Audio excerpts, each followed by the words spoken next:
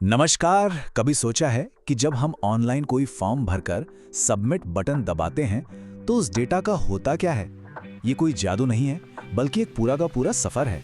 चलिए आज इसी सफर पर निकलते हैं और देखते हैं कि पर्दे के पीछे होता क्या है। तो सवाल यही है, एक क्लिक के पीछे की पूरी कहानी क्या है। और ये कोई सिर्फ टेक्निकल सवाल नहीं है, ये तो हमारी रोज की ऑनलाइन जिंदगी का एक जरूरी हिस्सा है। आइए इस सफर का एक छोटा सा नक्शा देख लेते हैं। हम शुरू करेंगे ब्राउजर से, जहां सब कुछ तैयार होता है। फिर देखेंगे कि क्लिक करने पर क्या होता है, वो डेटा नेटवर्क के रास्ते कैसे जाता है और आखिर में सर्वर पर अपनी मंजिल तक कैसे पहुंचता है।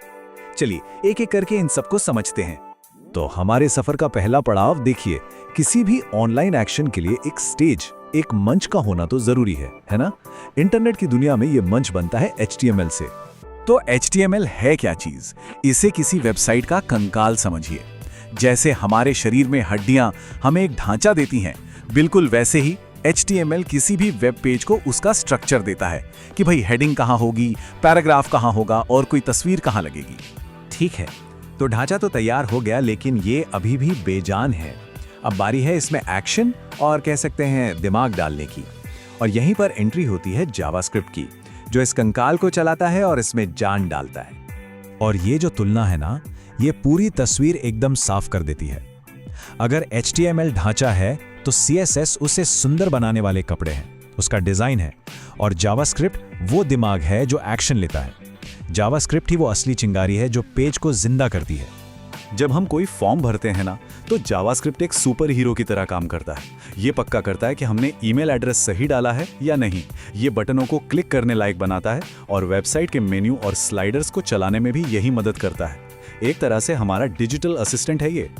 अच्छा, तो जावास्क्रिप्ट ने अपना काम कर दिया, डेटा चेक हो गया, पर अब इस डेटा का क्या होगा? ये जाता कहाँ है? ये सवाल हमें कहानी के अगले हिस्से की तरफ ले जाता है। और इसका जवाब है डेटाबेस। इसे आप एक बहुत बड़ी डिजिटल फाइलिंग कैबिनेट की तरह सोच सकते हैं। और इस कैबिनेट से बात करने के लिए हमें खास भाषा की जरूरत पड़ती है, जिसका नाम है SQL, यानी स्ट्रक्चर्ड क्वेरी लैंग्वेज। सीधे साधे शब्दों में कहें तो SQL डेटाबेस का मैनेजर है। ये वो भाषा है जिसका इस्तेमाल करके हम डेटाबेस को ऑर्डर देते हैं कि भाई नया डेटा जोड़ो, पुराने वाले को बदल दो या किसी डेटा को हटा दो। ये टेबल SQL के 3 सबसे जरूरी कमांड्स को बड़े अच्छे से समझाती है। इंसर्ट से नया डेटा डाला जाता है, जैसे किसी नए स्टूडेंट का एडमिशन। अपडेट से मौजूदा जानकारी बदली जाती है और डिलीट से कोई रिकॉर्ड हटा दिया जाता है।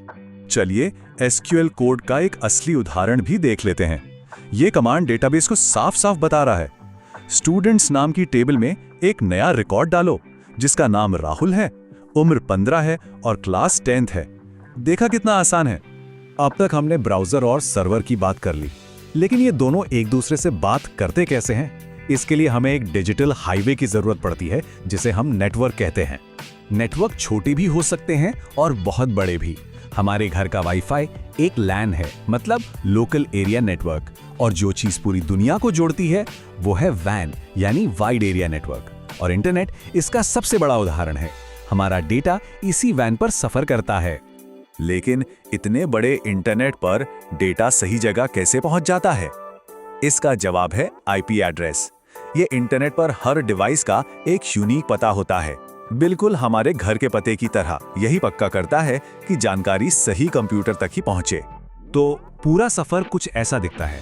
हमारा कंप्यूटर डेटा भेजता है, हमारा राउटर उसे इंटरनेट से जोड़ता है, डेटा दुनिया भर के नेटवर्क से गुजरता है और आखिर में सही सर्वर पर पहुंचकर डेटाबेस में स्टोर हो जाता है। चलिए अब इन सभी टुकड़ों को जोड़कर पूरी तस्वीर देखते हैं और समझते हैं कि एक छोटे से क्लिक की ये जानकारी हमारे करियर में कैसे काम आ सकती है। तो ये है पूरी कहानी संक्षेप में। HTML और जावास्क्रिप्ट ब्राउजर में फॉर्म तैयार करते हैं। क्लिक करने पर जावास्क्रिप्ट डेटा को नेटवर्क पर भेजता है और आखिर में सर्वर पर SQL उस डेटा को सुरक्षित स्टोर कर लेता है।